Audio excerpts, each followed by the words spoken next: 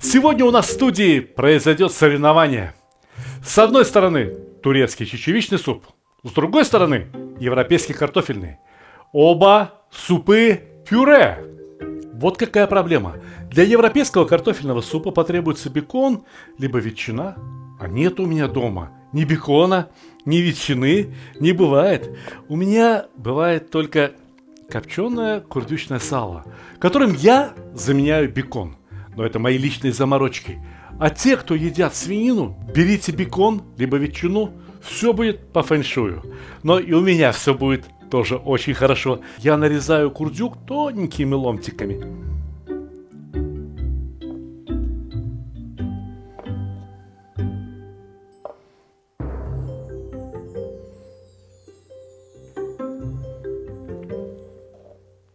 Но что из бекона, что из ветчины, что из обыкновенного сала, необходимо сначала вытопить жир. И чтобы сам бекон, ветчина или даже курдючное сало превратились в тоненькие, румяные, хрустящие выжарки. Они крайне необходимы для настоящего картофельного супа-пюре.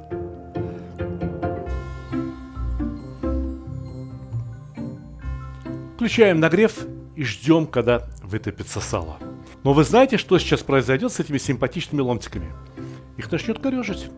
И те части сала, которые поднимутся над дном кастрюли, останутся белыми. Они не будут хрустящими. У меня есть крышка. У меня есть тяжелая чугунная крышка от сковородки для приготовления цыплят табака. Я этой крышкой придавлю ломтики сала, чтобы они топились и оставались при этом ровненькими. И для того, и для другого супа понадобится лук. Можно взять по паре головок вот такого, обыкновенного лука. А если попадется лук-шалот, то это замечательно.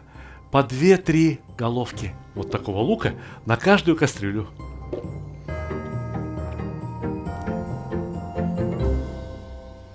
Стараться и нарезать лук слишком уж мелким кубиком не стоит, потому что это все равно будут супы-пюре. То есть все содержимое супа, почти все содержимое супа будет измельчаться.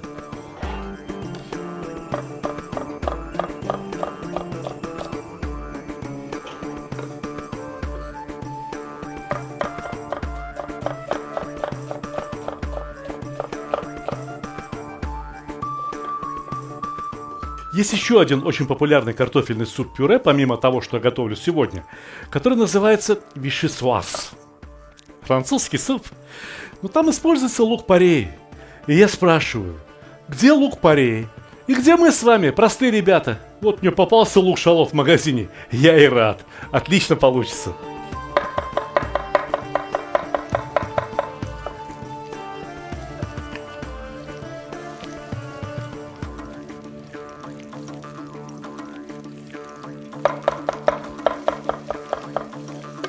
Ох, а кто же это у нас так вкусно шкварчит? Ой, а чем же это у нас там так вкусно запахло? А ну-ка, ну-ка, ну-ка, посмотрим, полюбуемся. Жирок выходит, но ломтиком до румяности еще жарится да жарится. Однако это самый удачный момент для того, чтобы добавить несколько зубчиков чеснока. Штук 10-12. Вы знаете, каким он получится? О-о-о.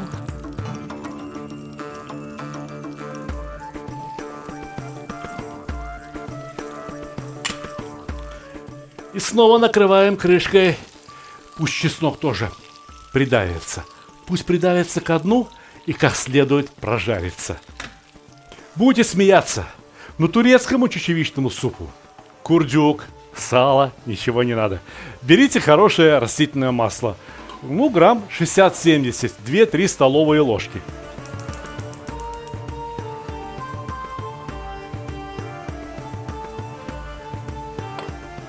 Половина нарезанного лука пойдет в эту кастрюлю, а половину оставим для картофельного супа.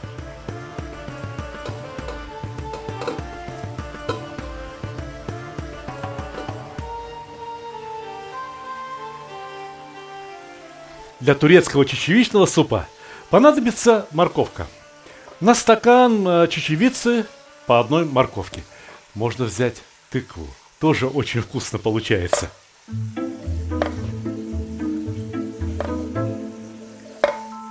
Морковку нарезаем мелким кубиком.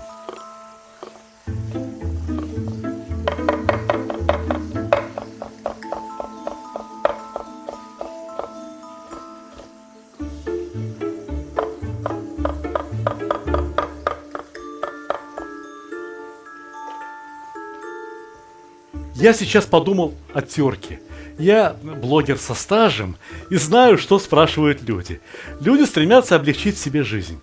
Ну, наверное, можно и на терке, ввиду того, что все равно все будет превращено в пюре. Но мне кажется, что проще ножом. Да и из-под ножа как-то вкуснее получается, опрятнее. Да потом из этой терки еще куски моркови придется выковыривать. А нож, ну что здесь нож? Острый нож. Раз, два и готово. Сначала полосочками, как на плов, а потом кубиками.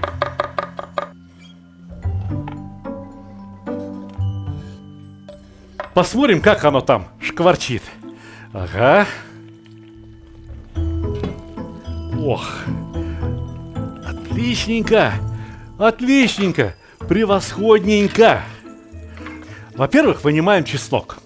Чеснок пожарился ровно так, как надо, и запах издает. Вот этот запах копченого и запах жареного чеснока. Вот это сочетание запаха от копченого сала и жареного чеснока — это сильная вещь. Это посильнее Фауста Гёте будет.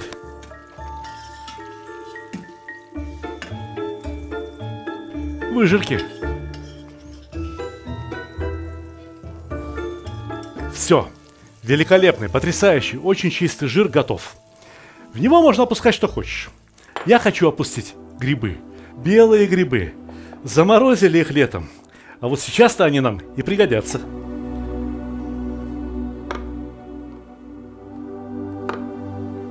Знаете, что бы я сделал, если бы у меня не было белых грибов? Я бы взял обыкновенные шампиньоны. И, честное слово, получилось бы не намного хуже. Потому что вкусов в том супе, который мы сегодня готовим, будет достаточно много. И белый гриб, вот этот потрясающий царский гриб, он выступит всего лишь навсего одной нотой в оркестре, одной нотой в мелодии.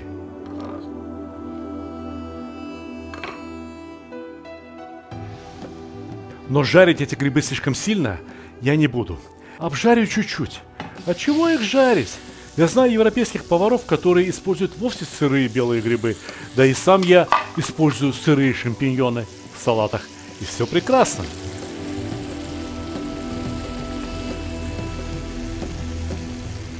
Так что обжарю их только чуть-чуть, только прогрею. А как здесь лук? О, ровно так, как надо лук. Это не лук, слушайте, это мед какой-то, мед золотистый. Самое время добавить к этому братцу луку его сестру, морковку.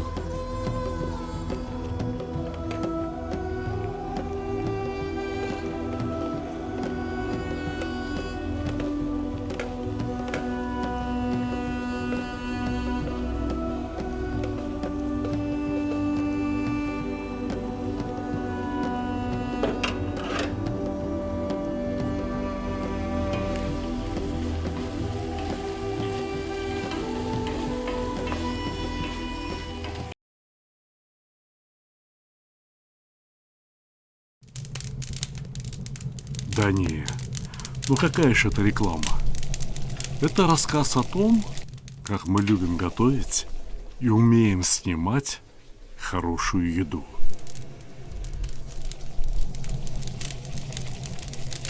Ну или толстый намек на то, как могла бы выглядеть ваша реклама, если бы вы разместили ее у нас. Да это была бы просто огонь, а не реклама. Ну а пока наслаждайтесь и приятного вам аппетита.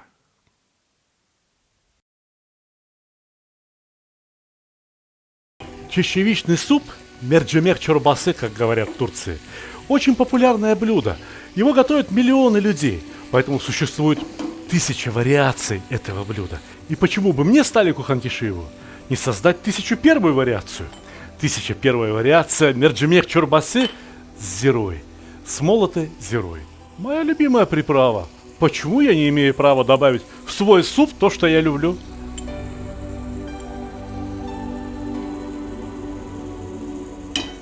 Многие предпочитают добавлять черный перец в уже готовое блюдо. Вы попробуйте добавить черный перец тогда, когда лук с морковкой обжаривается. Вы узнаете, как это вкусно.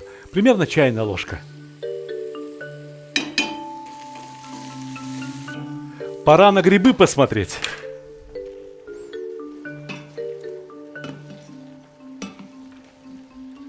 А что на них смотреть? Да это золото, а не грибы. Всего 2-3 минуты в масле на одной стороне и 2-3 минуты на другой стороне. Пойдемте к чечевичному супу. Сюда самое время добавить томатную пасту. Ох, до чего турки любят томатную пасту. Как много они ее кладут. Я так много класть не буду. А еще у них есть, помимо обычной томатной пасты, точно такой же, как у нас, есть паста, которая смешана с перцем. С паприкой, либо с острым перцем. У нас такой пасты нет, не продают нам.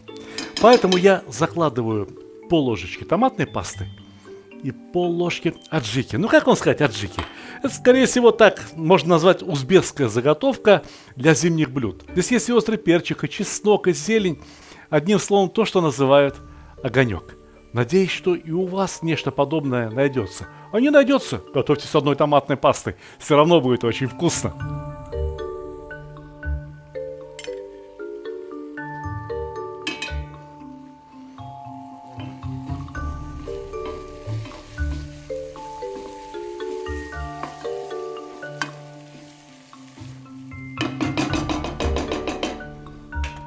Возвращаемся к грибам. Как здесь они? Да хорошо, хорошо. Их пора убрать. Убрать и отложить в сторонку. Освободить место для следующих ингредиентов.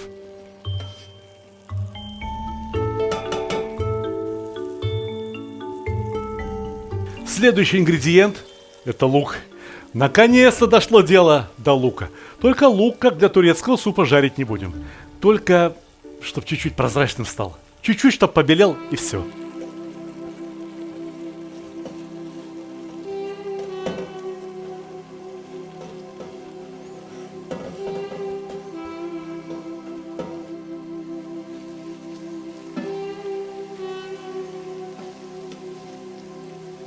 Жарится лук и жарится. Пойдемте посмотрим, как здесь морковка, томатная паста, перец. О, все очень замечательно. Настолько хорошо, что пора добавить ложку муки. Вот эту ложку муки в Турции кто добавляет, кто не добавляет. Я предпочитаю добавить.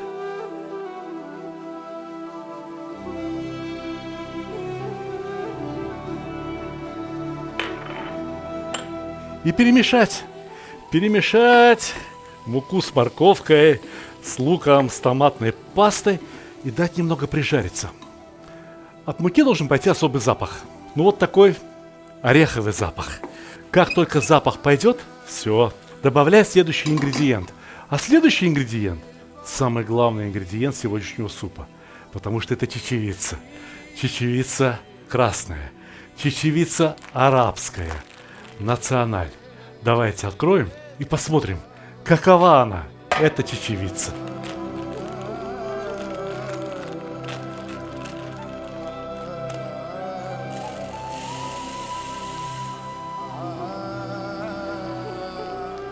О, да она просто идеальная. Ее ни перебирать, ни мыть не надо. Но вот какое дело.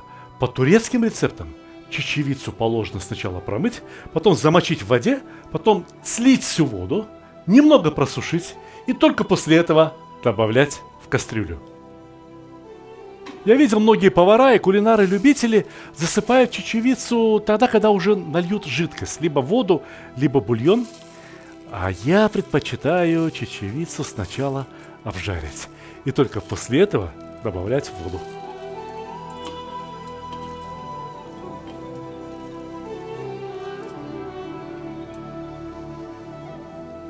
Перемешиваем чечевицу с морковью, с луком. Подождем, пока она нагреется и начнет щелкать, постреливать. Вы послушайте, что я вам скажу. Вот вы сейчас в этот момент берите обыкновенную воду и наливайте. Берите, наливайте, ни о чем не думайте. Не смотрите на то, что я буду наливать бульон. У меня этого бульона много. Я ж ни косточки, ни жилки, ничего не выбрасываю. Все складываю, а потом варю бульон. Мне этот бульон куда-то девать надо. Поэтому я и наливаю бульон. Многие в Турции тоже готовят на воде.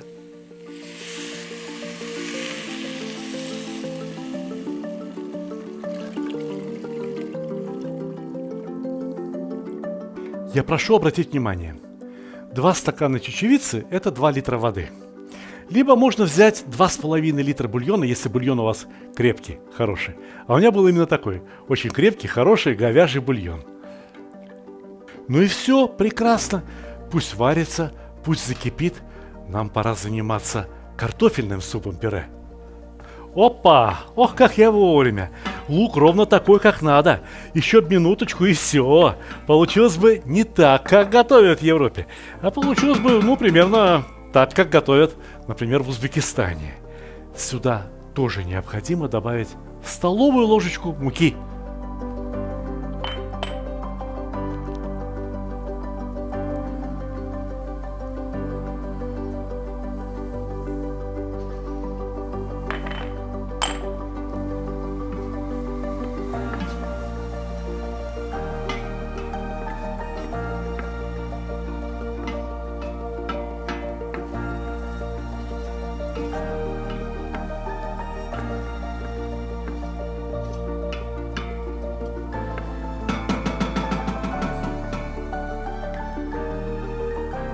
Все в порядке. И сюда теперь следует налить бульон. Только если с чечевицей мы могли использовать и говяжий бульон, и бараний бульон, и куриный бульон. В этот суп только куриный. Литр, а то и 1,5.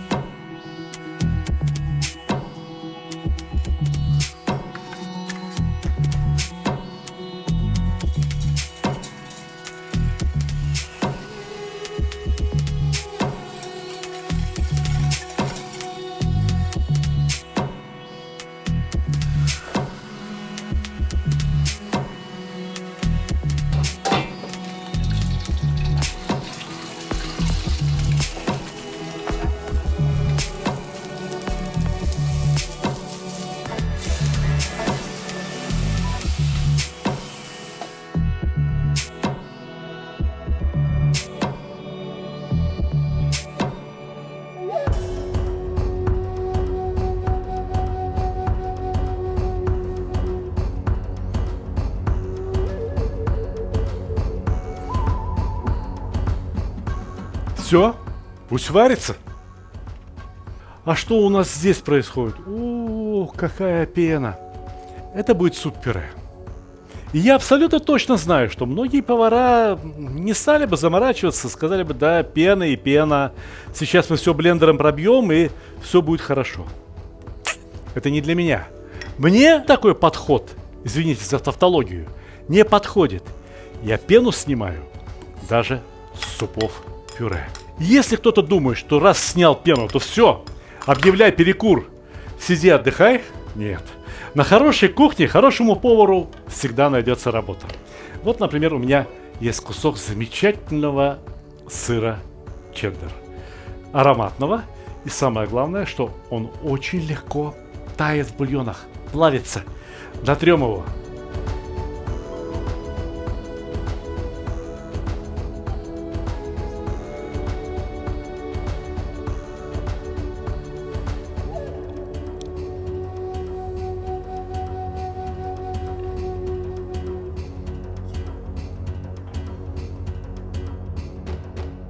Так, ух ты, да ты посмотри, мы его еще и не пюрировали, мы еще и блендером не работали, а он уже кипит так медленно, такие пузыри поднимает, они лопаются на поверхности, и вся чечевица разварилась ровно так, как надо. А ну-ка, ну-ка, ну-ка, где здесь мой любимый блендер?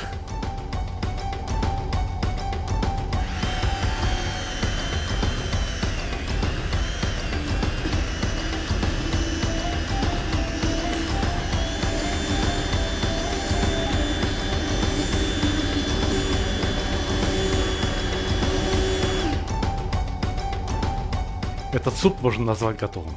Осталось только приправить его, посолить и выправить на кислоту.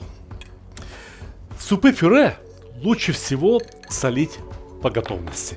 Всегда я солю заранее, а в случае с супом-пюре необходимо посолить, перемешать, немного подождать, попробовать и при необходимости досолить. Не солите сразу по много. Как вы потом заберете соль из супа-пюре? Невозможно. Нужно добавлять по чуть-чуть, по чуть-чуть, по чуть-чуть, до тех пор, пока не получите правильный вкус. Как узнать, правильный вкус или неправильный? Я вам сейчас все покажу. Подождите, не торопитесь. Берете ложечку супа. Чистая ложка. Этой ложкой мы будем зачерпывать супчик из кастрюли. А вот с этой ложечки я буду пробовать. Гигиена.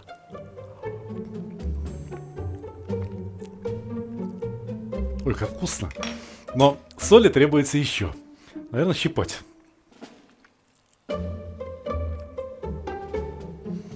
Реально, очень вкусно.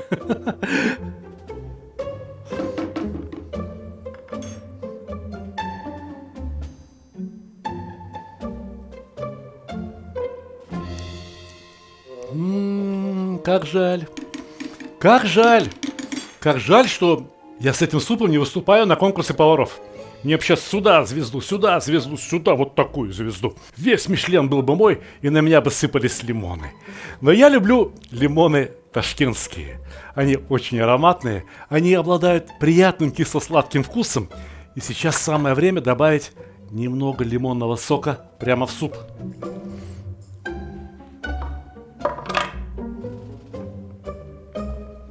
Косточки в супе не нужны. Лучше сразу убрать, предупреждаю. Косточки могут дать супу горечь.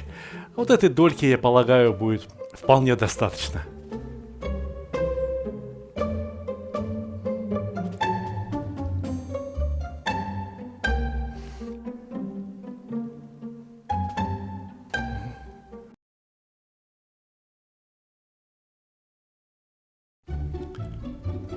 Самый лучший подарок – тот, который приносит радость и удовольствие.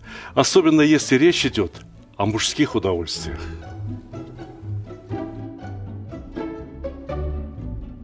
Самый лучший подарок – тот, который приносит пользу. Например, кому не хотелось бы наконец-то разобраться в приготовлении мяса? Самый лучший подарок – это то, что принесет хорошее настроение в погожий, солнечный день.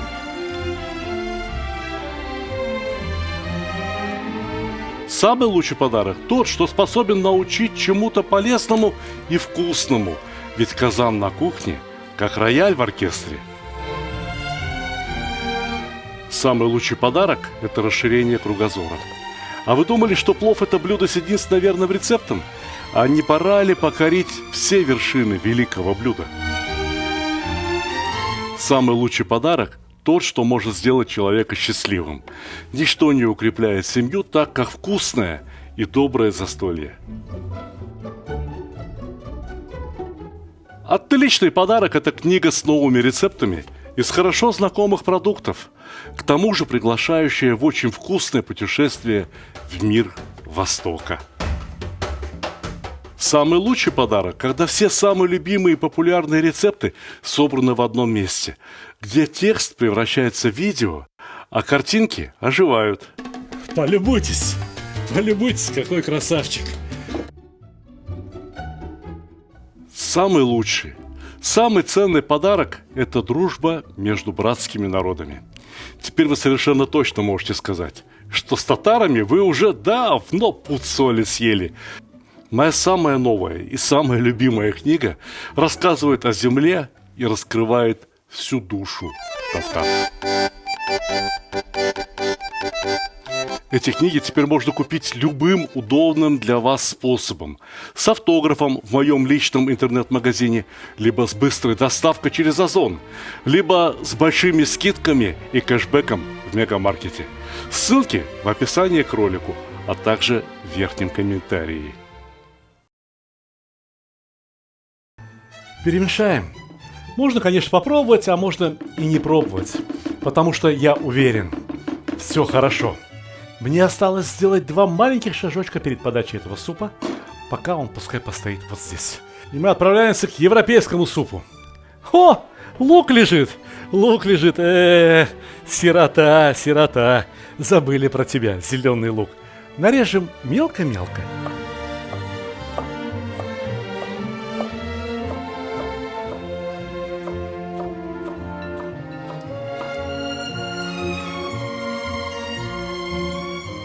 Ну а как здесь лук поживает? Лук приготовился отлично. Пора заливать сливки. У нас было 1,5 литра бульона, а здесь 250 миллилитров 20% сливок. Наливаем.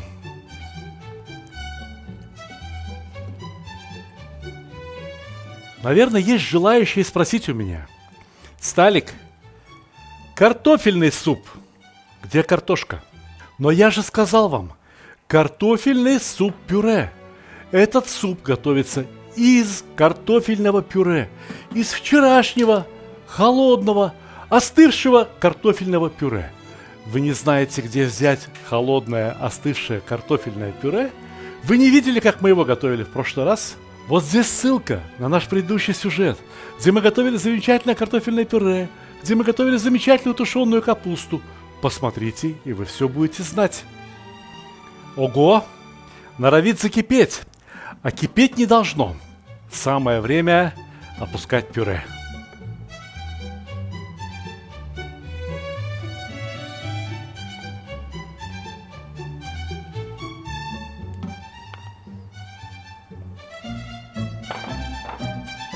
Не, ну оно, конечно, можно вот так вот перемешивать и ждать, пока картофельные комки все растворятся в этом бульоне, в этих сливках. Однако мелкие кусочки вот этого жареного лука, мне кажется, они портят всю картину. И я беру в руки мой блендер.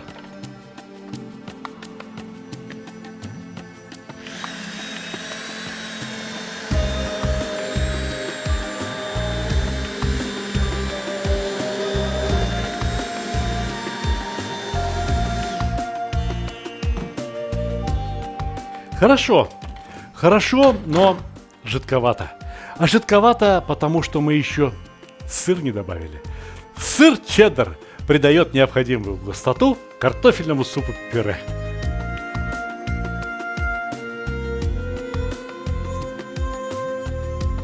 Но кладу я не весь сыр, не весь. Вот это я оставляю для украшения готового супа.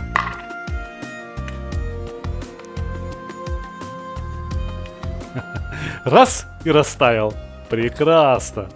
Отлично. Браво, браво. Наиболее удачные, наиболее красивые кусочки грибов я отложу в сторонку. Для украшения можно в тарелку каждому едоку положить, чтобы они понимали, что суп не халам-балам, что этот суп с белыми грибами. А вот эти кусочки грибов отправляются прямо в суп. Представляете? Едят люди суп-пюре, и вдруг там находят что-то вкусное. Приятно? Приятно.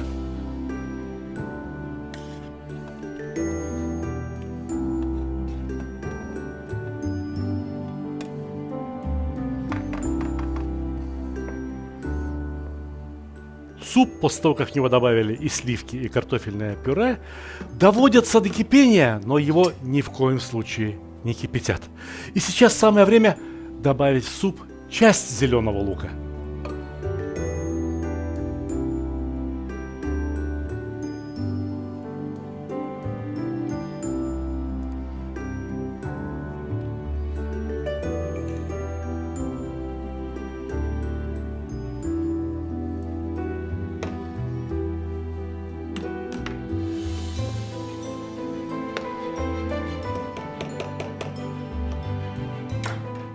Тот суп пробовали, а этот суп кто будет пробовать? Пушкин, что ли? Ха, сегодня я за Пушкина.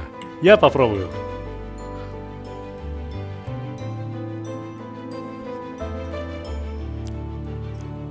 У нас здесь были кое-какие соленые продукты. Например, соленое сало. Сыр слегка солоноват. Но все-таки надо совесть иметь и добавить этому супу еще и соли. Хорошо.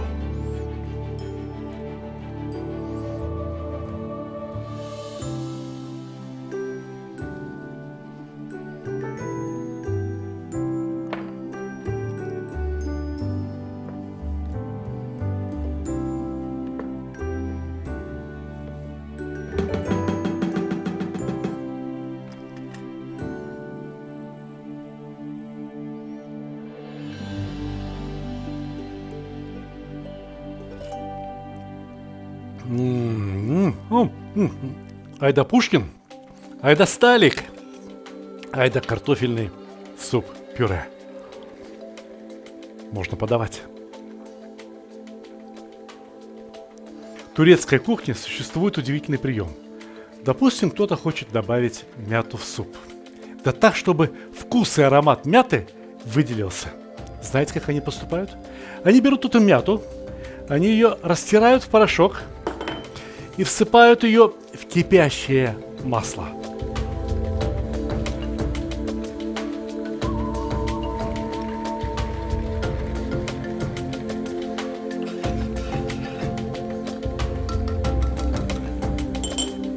А вот если, допустим, перец, так перец тоже опускают в очень горячее масло.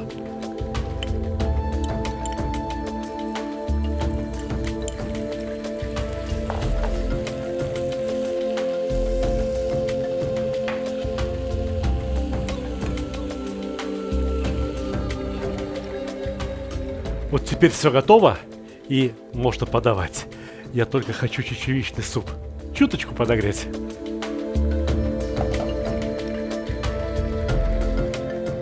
Подписчики моих блогов, которые уже готовили по этому рецепту, пишут удивительные письма. Муж заново полюбил после этого супа. Дети ели хорошо. И даже девушка согласилась выйти замуж за одного молодого человека, который удивил ее этим супом. Ну а что? Суп и правда удивительный. Очень простой, очень сытный, очень такой комфортный, домашний. И при этом удивительно вкусный. И при этом удивительно красивый. Ну посмотрите, ведь все очень просто. А берешь масло с перчиком и добавляешь по капельке. Раз. Два.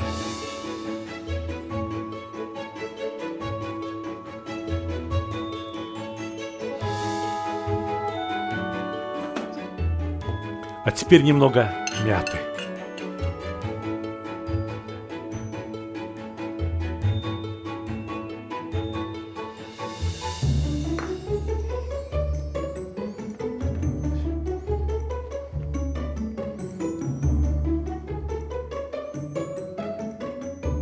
А с другой стороны, даже вот такую небольшую косушечку этого супа съешь, и охо, и лоб вспотеет, и в желудке полное удовлетворение.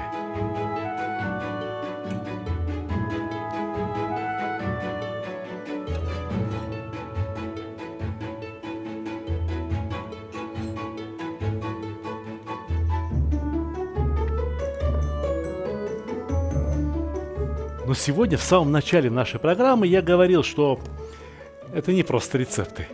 Сегодня у нас происходит соревнование между Востоком и Западом. Очень ответственное соревнование между турецким чечевичным супом и европейским картофельным супом-пюре.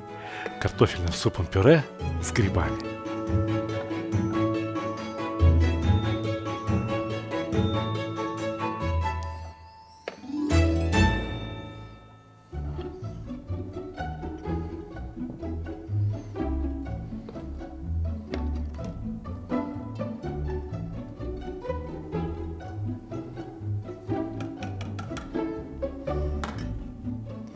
Вы удивитесь, но после всех сливок, бульонов, сыра чеддер в этот суп рекомендуется положить еще и ложечку сметаны.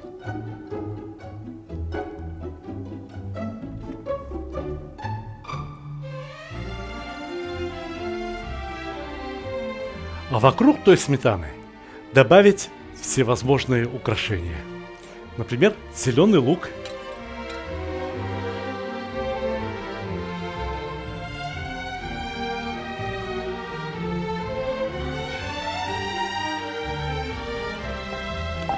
Например, немного выжарок.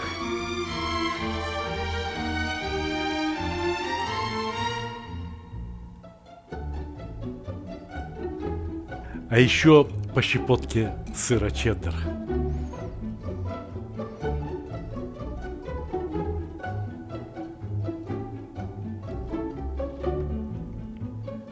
Но и это еще не все.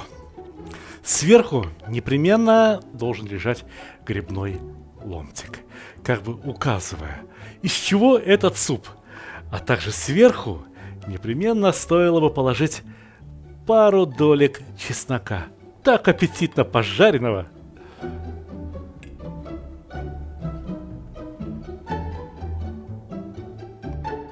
Вот и завершается наше соревнование, завершается наш сюжет. А судьи кто? Кто выставит оценки? Разумеется, судьи – это вы. Можно, конечно, оценить вкусы с телеэкрана, но будет гораздо лучше, если вы самостоятельно приготовите оба блюда и сравните, и дадите обоснованную оценку. Если вы не совсем запомнили рецепты, заходите на мой канал в YouTube. Там все очень подробно, я отвечу на возникшие у вас вопросы. Там же, в комментариях, вы сможете поставить оценку европейскому картофельному супу-пюре и турецкому чечевичному супу-пюре. Вот тогда-то мы и узнаем правду. Ну а пока что я желаю вам огромных успехов в кулинарии, хорошего настроения и, конечно же, как всегда, приятного аппетита!